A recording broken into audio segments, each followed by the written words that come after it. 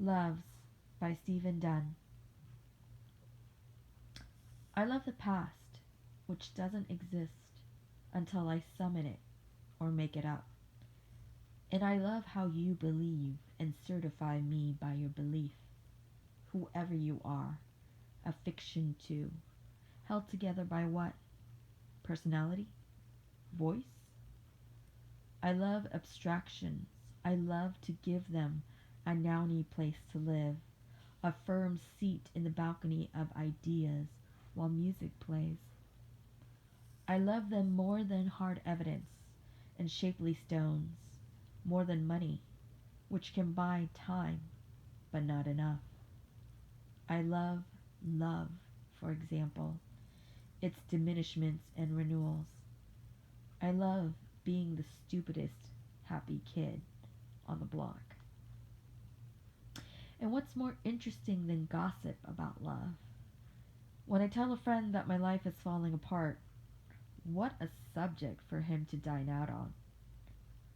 What secrets for him never to tell a soul, except those souls to whom he tells everything. I love how a good story insists on being told. When I betrayed, I loved chaos, loved my crazy version of sane. When I was betrayed, I loved fidelity, home.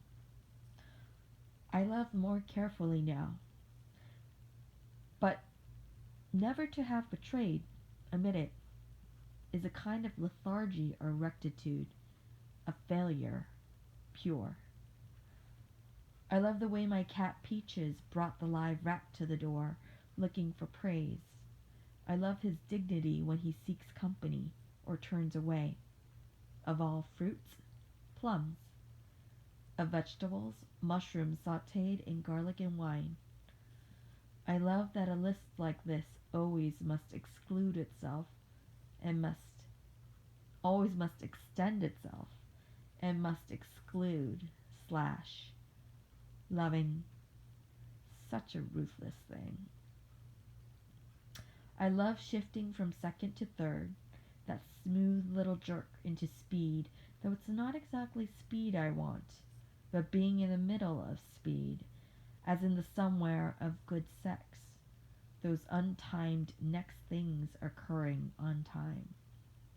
I love the moment at the races when they're all at the gate, such power not yet loose. And I love the race itself, how the good jockey tempers and saves, then dares.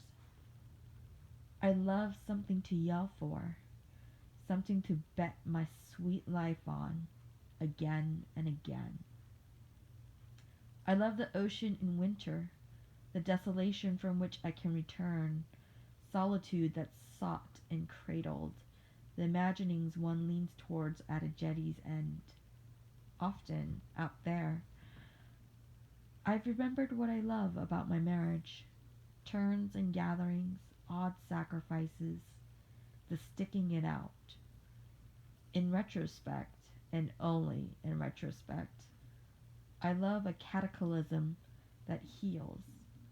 I love knowing that a marriage must shed its first skin in order to survive, must shed again. Wreckage, thy name is progress. It hurts just to think of you. I love the power, not to use power, the weaker wolf offering his jugular and the stronger wolf refusing. I love how breasts curve and reach different crests, the long nipples, the minor crown, the hard unbuttoned button, each a gift. The faith we put in a lover's mouth. I love when a distinction vanishes between infantile and adult. How alert I am to circumstance when I'm leaving for a while or being left. I love the psychology of kisses at such times, the guilt kiss and the complaint kiss, the kissed with a question on it. And who doesn't love to be the one who returns, all puckered and alive? I love the game-winning shot that isn't an accident, the shot prepared for all one's life, practice and talent metamorphosed into a kind of ease. I love the trouble. I love the trouble skill can get you out of, and the enlivening pressures of boundaries and time. No moment as lovely as the surpassing moment. Oh, poetry! Oh, the importance of ground when leaving the ground. I love the carpenter bees in spring mating in air, and I don't mind the holes they make in my house or the innocent buzzing of my head. Murderer, you're just a sting away. Murderer, it's you who loves the weasel in Nova Scotia, the graceful, treacherous one. Amazing how he got through the chicken wire, slinky as a mouse. I love thinking of him returning to the sanctuary of weasels, calm, matter of fact. And something else in me loved the blue jay, who all summer dive-bombed my cat, the only justice it could deliver from many blue deaths. I want to be consistent with the truth as it reveals itself to me, Gandhi said, and I felt the hard permission right words give us to disobey, to become ourselves. I loved thinking that integrity might be fluid, and still do, though the indulgent, rudderless, and without shame love to think so too. And the truth is, the indulgent are my careless brothers half the time. I love the way sorrow and lust can be companions. I love the logic of oxymorons and how paradox helps us not to feel insane. Aren't facts essentially loose, dull? I love that an accident that doesn't occur is replaced by the one that does. It's the personal that makes things count, steadies a fact into importance. Otherwise, there is among the moon rising a piece of paper being torn, starfish at the bottom of the sea. Interesting how long it's taken me to discover fulfillment can be more trouble than it's worth. Interesting that as desire recedes, the world becomes pale yet clear.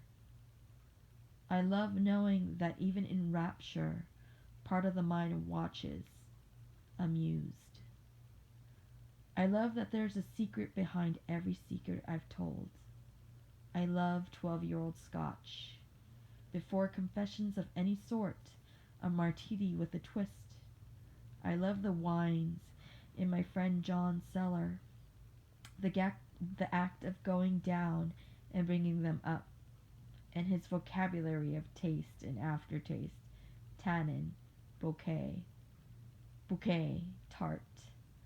I love how true experts speak precisely, embody all the words. And a beer for the big guy at the end of the bar. He's my friend, too, on my father's side. I love him for some old hurt he's here to relieve. Who isn't selfish enough to love zoos, flamingos, baboons, iguanas, newts? Surely evolution has a sense of humor. Surely the world would be something to love if it weren't for us, and satiate our history of harm. How hard even to love oneself. All those things I've done or dreamed of, those vengeances. I love Dawn, who's poor, but I don't love the poor. I love Jules and Jim more than I love Casablanca, but only when I'm asked. Isn't fairness for the timid? I love the exacting prejudices of the passionately thoughtful, mercy earning its name, transcending pity, which keeps everyone small. I love my daughters out of habit and conviction, my wife for the long undulating wave of our friendship, a few other women, a few men. I love the number of people you can love at the same time. One deep erotic love radiating even to strangers, crippling cynics, making a temporary sense of the senseless, choreful day. When students fall in love with me, I want to tell them I'm the dream that won't last. There are more pleasures in the text. So much euros in a normal room. I love to use it to make complexity joyous, to heighten simple points. In spite of their lack of humor, I love Thoreau and Jesus, Marx, Malcolm X. I love their obstinate courage. Hunger artists all going forward because the food they ate tasted wrong and the world was sad. But I love the other heroes more, Shakespeare and Picasso, Dickinson, Beckett, Frost, wise dark players among entropy and the ruins. I love the just mowed grass in spring, the good revision, the clean odor of accomplishment. I love the whale I saw in the Caribbean enormously itself, and the fox who works the woods behind my house, the envy of all of us, deception without guilt. I love the summer I decided to drive west in a bad car. I love the ferocity of certain dreams, boulevards I walked at midnight, vulgarities made holy in the mutual church of our bed. Those who've gotten away from me, read this and call. I wanted everything, or not enough. It was all my fault. I love how the fireweed came up on Mount St. Helens through the crust of ash. I think of this when my knees hurt, when I feel like making an excuse. I love the tyrants. I love that tyrants give birth to the knives that slit their throats. And I love the vigilant who try to keep the tyrants dead, knowing they rise with different names. I'm saying all this to you, my fiction, my one thing that can be whole. I love what I might say, the not yet felt or known. In you there's room for spires and orange rinds, the mumbled, the suppressed. In you I can get lost. I love the manners of jazz musicians, the playing off and taking turns, and the formality of chamber players. I love that too, the tuxes and deep bows, and the little aristocracy of the first violinist and the conductor, the audience complicitous, desiring such a world. I love how pop songs seem profound when we're in love, though they wound us too sweetly, never seriously enough. I love the good home cliches can find in an authentic voice. I love the secret life of hornets, famous for their sting, all day at home making paper, building a place they must leave. I love the night blooming cereus for its name alone, or the amaryllis that must be kept in the dark and once a year blooms brilliantly large. Just be natural, the innocent say. Such latitude. Permission to be wild, bizarre. I love intimacy and accept that concealment springs from it. Some portion of the heart closing as it opens up. After I asked my wife to marry me, I hid behind a bush the next day so she won't see me, and was thankful to Poe and his imp of the perverse, thankful, as it were, for a colleague. Later, I loved telling her this. Laughter the sweetest agreement, more conclusive than any yes. To give succor to the dying and to kiss the diseased, to put a coin in a leper's hand and to hold that hand. I love such love and am its failure. I love the selfless, but they're no fun, like faraway planets, shining, always shining. I prefer a vanity that can be appealed to. I love room enough not to be good. But what a pleasure it is to feel righteous. So rarely do I raise my voice. What a pleasure to rant. How seriously I'm taken when words as bullets, emblems of the heart, language every woman understands. I love to replace God with all things tactile, responsive, and I love artifice, which is a way of being godly if the product is good. And science, its curves and its balm. I love with a fearful love how far the mind has gone. Of all insects, the thousand legger. Of flowers, the rose. I cannot help it, the rose. I love house more than country, country more than space. I love the thing chosen, and I love the illusion of choice. After the eyes offer up their shyness and deceits, I look to the mouths for the truth. I love to see how temperament collects in a smile, and often before it happens, it's possible to see cruelty, a thin wire bent almost to a grin. I love how lipstick can suggest a grammar, and how, in sleep, our mouths gives us its posture like something defeated. Isn't a morning kiss, then, a kind of restoration, a love test for the ones who wakes first? I love what we must forgive. So good to find them, the people who've discovered fraudulence in their lives, who've cast off, say, a 20-year lie. I love how they listen to poems as if words were necessary daggers or balm, their faces proof that the soul feeds on wild riffs, every sort of true scrap, the blues. I love that the normal condition of the soul is to be starved. Of all seasons, early autumn, the trees holding on to what's theirs, and how nice nobody's flunked yet. The classroom alive with the beautiful ignorance of beginnings.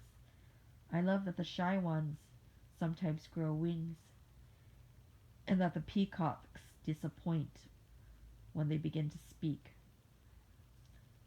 I love to disappear on committees, sneak out when the fastidious begin to clean. I love to drift off to where you are, love, when the solemn ones need to make something clear. Once, in Chicago at the Hilton, I slipped an "I quit" note under my boss's door, took a flight home. Whatever I love about my life started there. When it comes to mixed feelings, I love when the undertow begins, as it must, to work against the flow. Last week, accused of duplicity, I knew I was guilty of loving too few. There are truths that can't be said out loud. It's the single-minded who get the most done, who rush right in. I love a little hesitancy before the plunge. Liars, the whole lot of us. I love looking for the slow car around 10 a.m. The mailwoman, Dorothy, who knows I live for acceptances and declarations of love. Sometimes I'm out there waiting, Thursday, the best day, as any connoisseur knows. I love how she leans out of her Nova with the steering wheel on the right. I love that she apologizes for junk, and she knows he the feel and look of the personal, and how mock sad she gets when she has little to give. Sunday, I think of envelopes being licked and stamped, mail in transit, dream mail, changes one life mail. Sunday, worst day of the week, and those church bells ringing. Stasis, stasis. In the spacey boredom of late afternoon, I love that the casinos are open and near, and sometimes after midnight too, for indulgence or danger's sake.